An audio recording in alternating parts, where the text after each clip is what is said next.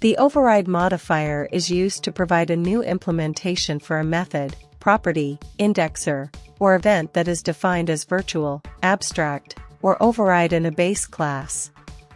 It allows a derived class to customize or extend the behavior of members inherited from its parent class.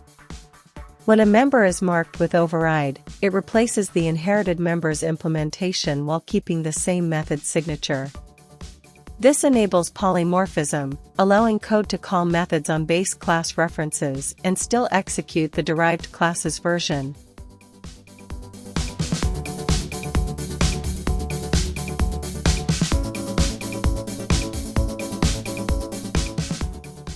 You cannot override a method that is not marked as virtual, abstract, or override.